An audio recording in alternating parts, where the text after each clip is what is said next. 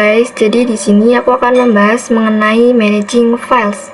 Nah, pada video kali ini pembahasannya akan aku bagi menjadi 10 bagian seperti yang kalian bisa lihat di sini. Langsung saja kita ke pembahasan pertama, yaitu struktur direktori pada Linux. Nah, di sini yang paling atas bisa disebut dengan slice atau root. Nah, root adalah hak akses user yang paling tinggi dan bisa melakukan apa saja yang ada pada direktori.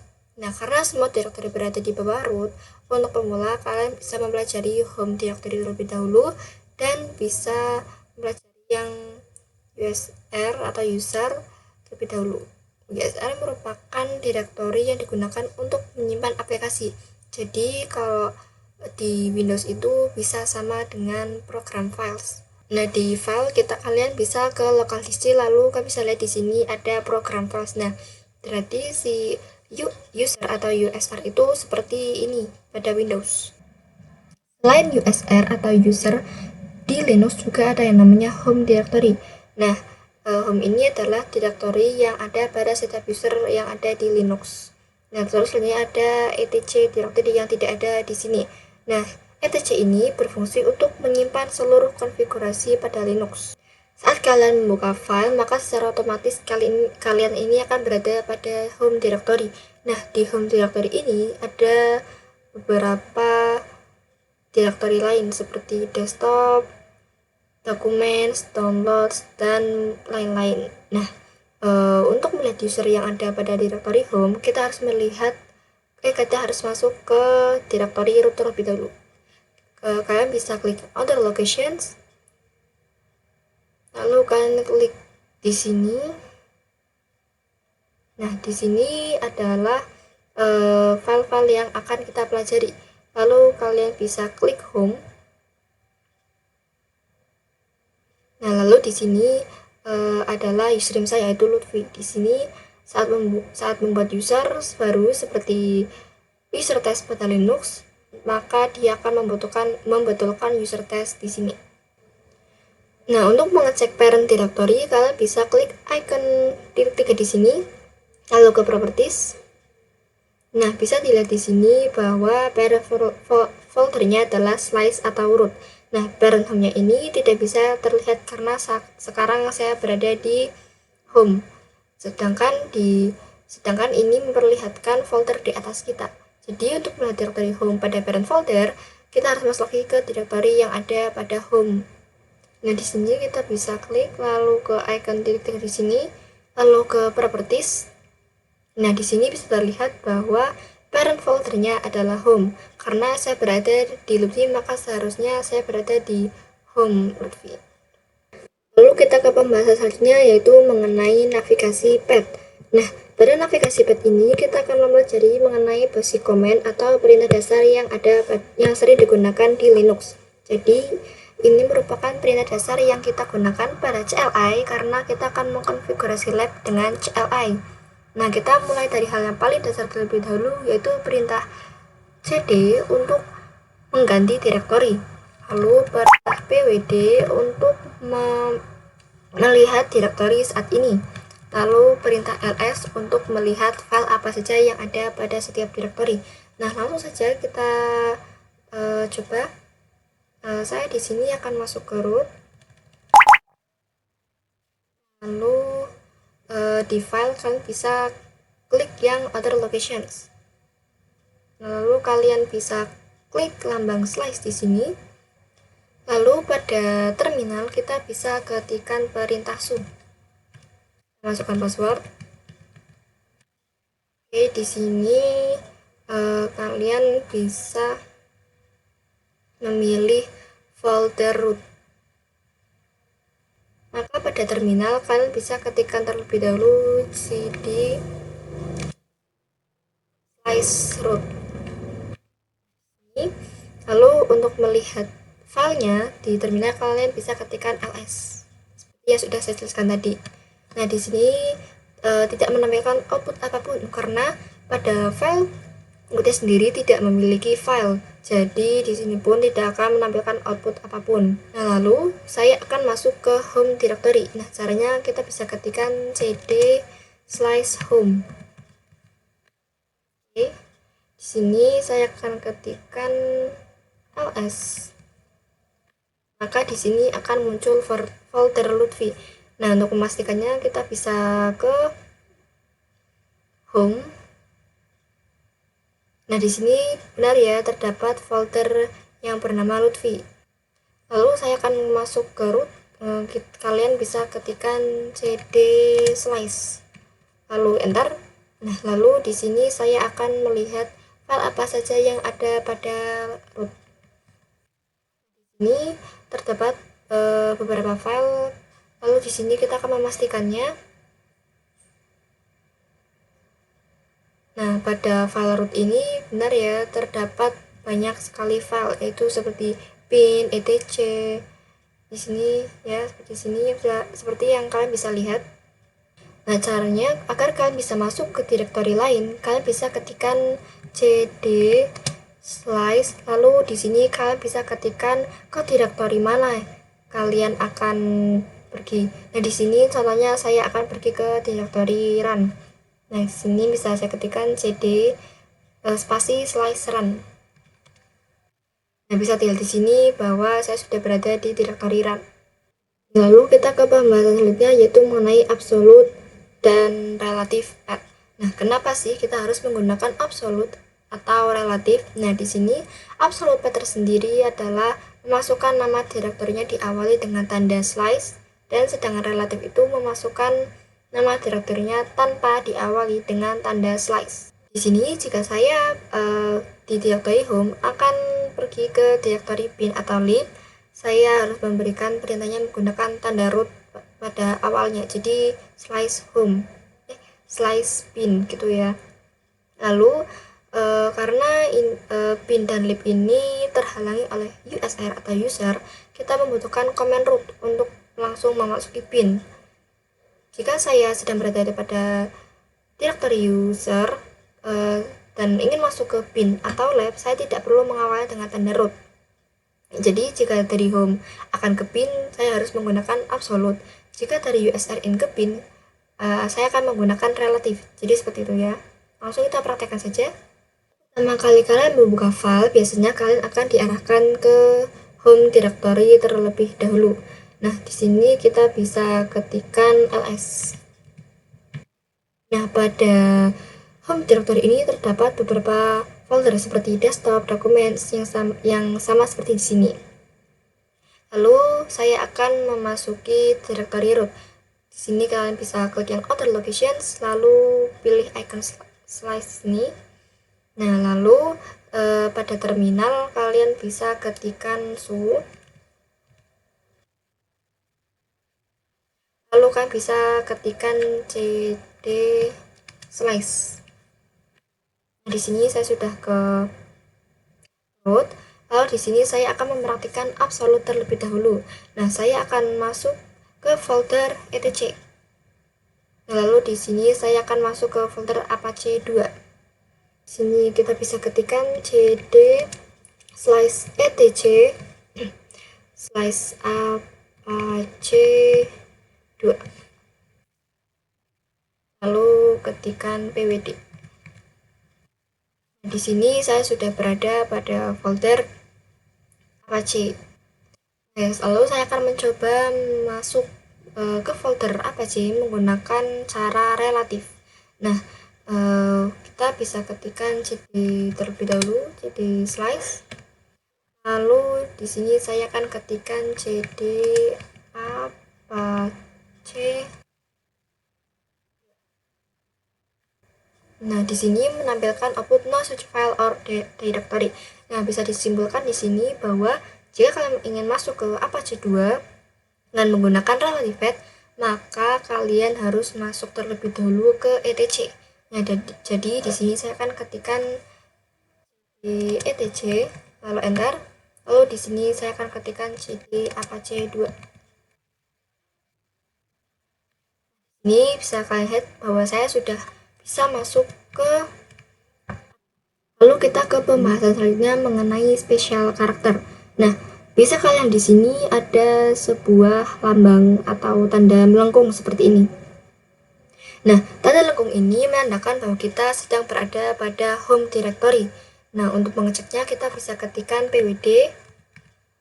Nah, bisa dilihat di sini bahwa saya berada pada home directory.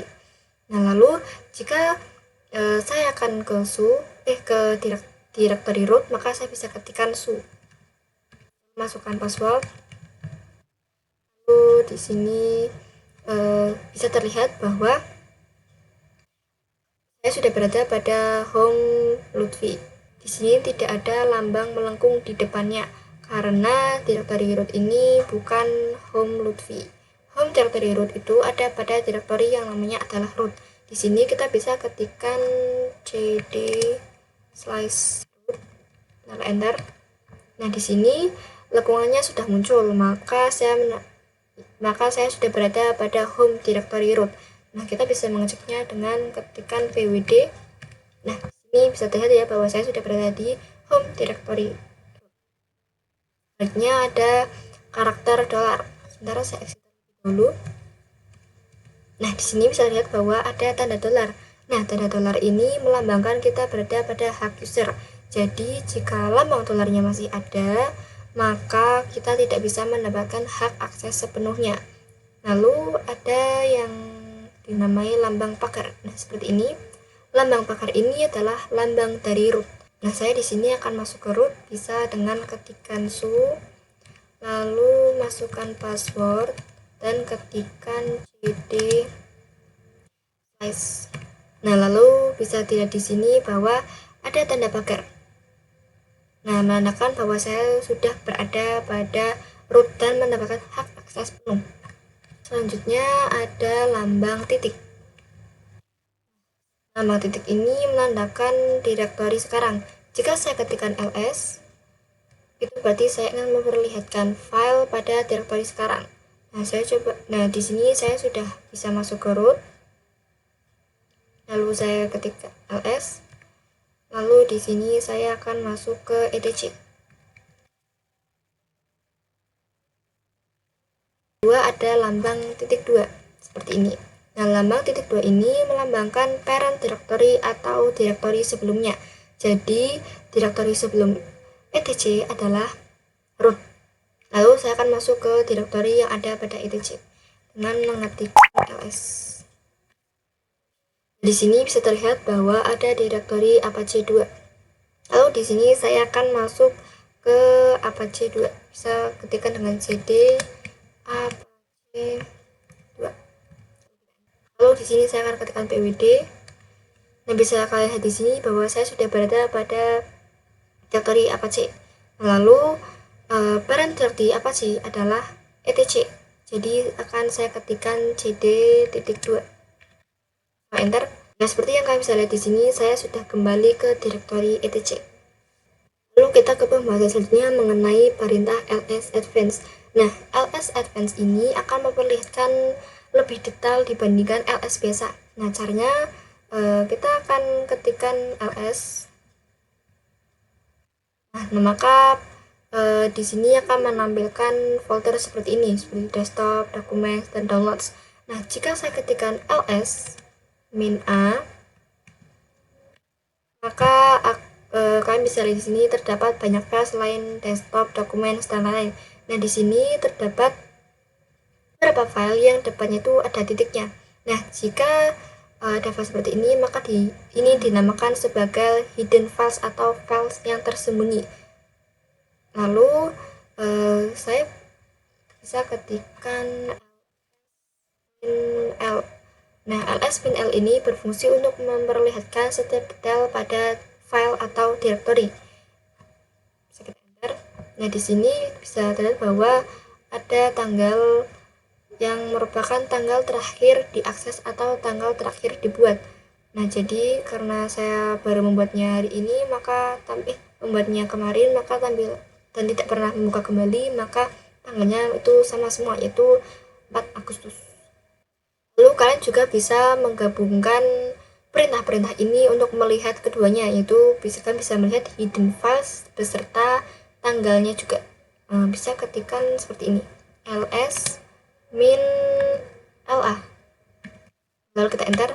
Nah, bisa di sini bahwa file atau directory yang depannya itu ada titiknya, maka itu dinamakan hidden file atau file tersembunyi.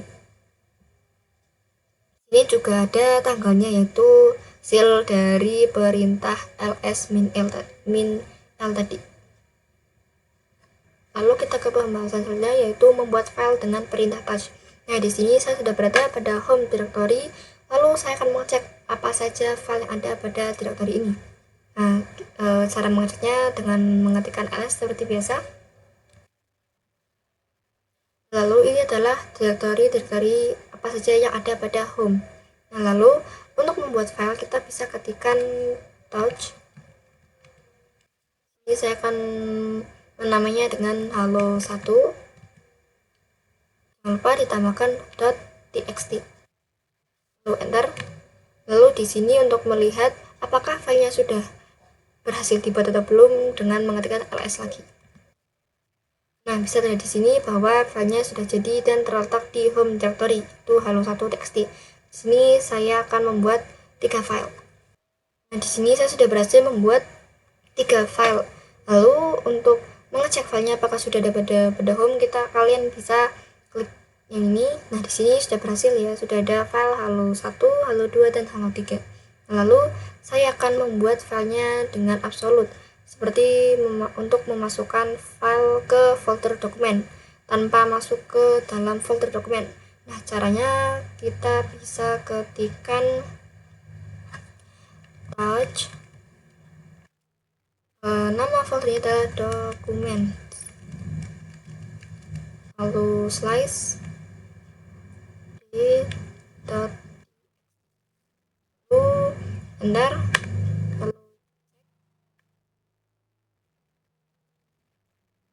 Maaf, salah cek. Kalian bisa ceknya di sini. Nah, di sini sudah ada foldernya, yaitu d.txt. Lalu kita ke pembahasan selanjutnya mengenai membuat directory dengan mkdir. Nah, untuk membuat directory kita bisa ketikkan mkdir, lalu nama yang akan kita buat. Di sini saya akan menamainya dengan direct new. Lalu di sini kita bisa enter dan ketikkan ls untuk mengeceknya. Nah, di sini sudah ada file direct new-nya. Lalu saya akan masuk ke dalam direct new ini. Nah, caranya dengan mengetikkan cd direct new, atau kalian bisa dengan mengetikkan dir saja lalu tab. Nah, di sini sudah bisa lihat langsung tertulis direct new. Lalu di sini saya sudah masuk ke dalam direct new. Lalu di sini saya akan mencoba membuat directory dalam directory. Nah, caranya di sini kalian bisa ketikkan mkdir. Lalu di sini saya akan menamainya menjadi dir1. Lalu enter. Nah, lalu kita ketikkan lagi mkdir dir1 slice dir2, enter. Lalu ketinggal lagi mkdir dir1 slice dir2 slice dir3, lalu enter lagi. Nah, lalu saya akan mengeceknya dengan perintah ls. Nah, bisa dilihat di sini bahwa file dir1-nya sudah ada. Lalu saya akan coba masuk ke dir1, bisa dengan ketikan cd dir. Lalu di sini saya sudah masuk ke dir1. Lalu saya juga akan melihat file apa saja yang ada pada dir1 ini. Nah, bisa dilihat di sini bahwa file yang ada pada dir1 adalah dir2. Lalu saya akan mencoba masuk ke dir2. Maaf, saya ada salah ketik. Kita tambahkan cd terlebih dahulu, lalu dir2, enter. Nah, lalu di sini saya sudah masuk ke dir2. Lalu saya akan mengecek file apa saja yang ada pada dir2 ini. Nah, di sini ada dir3, lalu saya akan masuk juga ke dir3. Di sini saya juga mengecek file apa saja yang ada pada dir 3. Nah, bisa terlihat di sini bahwa terakhir kali saya membuat adalah dir 3, maka dir 3 ini tidak mempunyai file atau directory lain yang ada pada dalamnya. Lalu kita ke pembahasan selanjutnya mengenai perintah cp. Nah, perintah cp atau command cp merupakan perintah untuk mengcopy atau menduplikasikan file atau directory lain. Nah, caranya di sini saya sudah memiliki file dokumen. Saya sudah memiliki 2 file. Lalu kalian bisa blok, lalu klik kanan, tinggal copy. Nah, kalian bisa mempastenya pada directory mana saja. Seperti sini bisa klik kanan lalu paste. Nah, di sini pun proses pengkopiannya terjadi, tapi ini terjadi pada file manager. Bagaimana cara mengcopy menggunakan terminal? Nah, caranya kalian bisa ketikkan cp documents.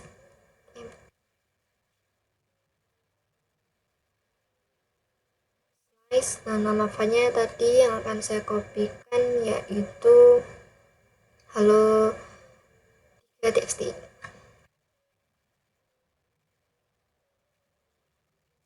Lalu saya akan memindahkannya ke home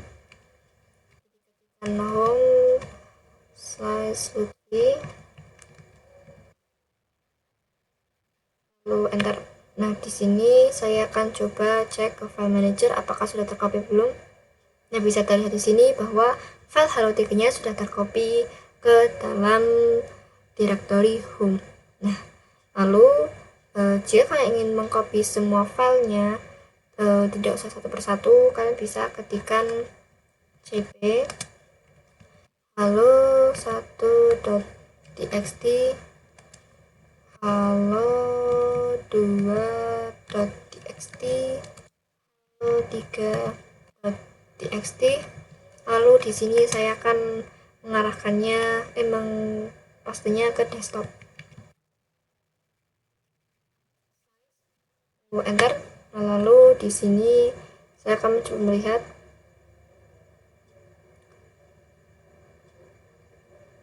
Nah, di sini bisa terlihat bahwa file-file tadi sudah berhasil tercopy dengan baik. Nah, lalu kita juga bisa menggunakan cara lain dengan menggunakan bintang. Bintang yang ini. Nah, caranya kita bisa ketikkan cp bintang titik .txt, lalu kita arahkan ke mana file ini akan di copy. Saya akan mengkopinya ke public, lalu enter. Lalu kita akan cek ke public.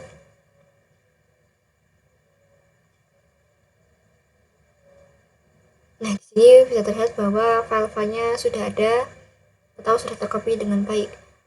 Nah, lalu jika kalian ingin mengcopy sebuah directory, kalian bisa ketikkan dengan menggunakan cp -r dir1/dir2/dir3, lalu akan saya arahkan ke home.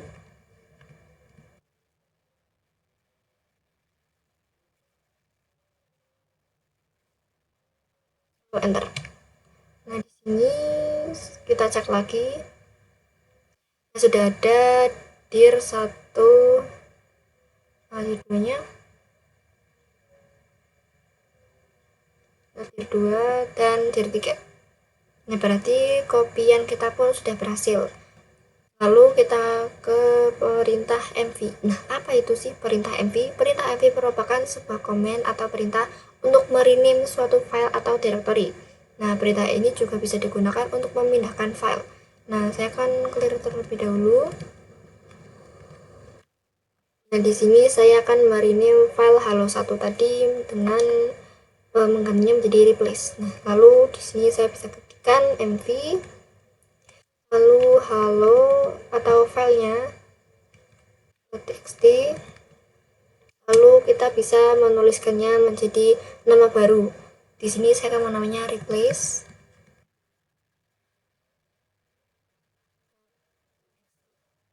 Lalu enter, lalu ketikkan ls.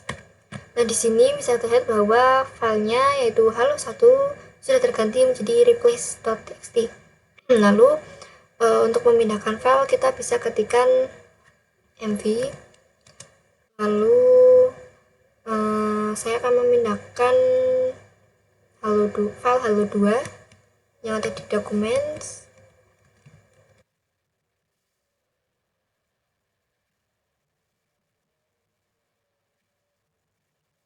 Lalu saya akan arahkan ke home.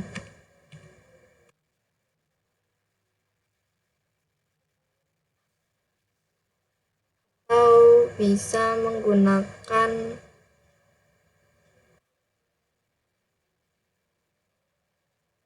lalu enter. Lalu kita akan cek apakah filenya masih ada. Maaf, pada dokumen. Dari sini bisa terlihat bahwa filenya sudah berpindah dari dokumen ke home. Ya, bisa dilihat di sini. Lalu yang terlihat adalah perintah rm. Nah, perintah rm ini digunakan untuk meremove atau menghapus file. Juga bisa menghapus directory dengan menggunakan rmdir. Nah, di sini saya akan mencoba menghapus file replace yang sudah tadi kita rename dengan ketikan rm, lalu kita bisa ketikkan nama file yang akan kita hapus. Karena di sini saya akan menghapus replace.txt, maka saya akan ketikkan replace.txt. Lalu kita bisa klik enter. Nah, di sini saya akan coba cek apakah sudah terhapus atau belum. Nah, bisa dilihat di sini bahwa sudah tidak ada file replace.txt. Lalu untuk menghapus seluruh file, kalian bisa ketikkan rm. Lalu di sini nama filenya sama, yaitu halo. Bisa dengan ketikkan halo lalu menggunakan bintang lalu .txt. Bisa terlihat di sini bahwa baik itu halo2 dan halo2 dan halo3 itu sudah terhapus, maka penghapusan itu sudah berhasil.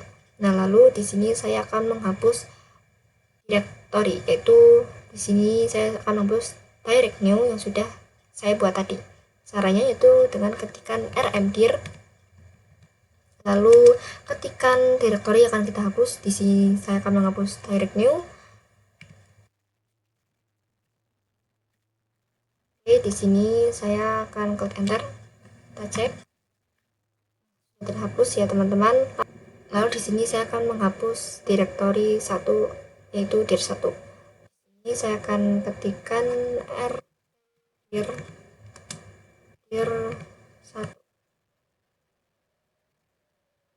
Nah, bisa terlihat di sini bahwa di sini menampilkan output directory not empty, atau artinya directory tidak kosong. Nah, jadi jika ingin menghapus dir1, karena dir1 ini terdapat dir2 lalu dir3. Nah, maka kita harus menghapus satu persatu dirnya, itu dengan ketikan rmdir. Karena di sini kita akan menghapus dir3, maka kita ketikan dir1 slash dir2 slash dir3, lalu kita enter. Lalu saya akan menghapus dir2 nya, ketikan rm dir1 slash dir2, lalu menghapus dir1 dengan dir1,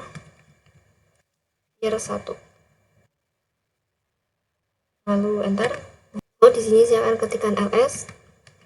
Bisa terlihat di sini bahwa file-file dir1, dir2 dan juga dir3 sudah terhapus, maka penghapusan ini pun berhasil.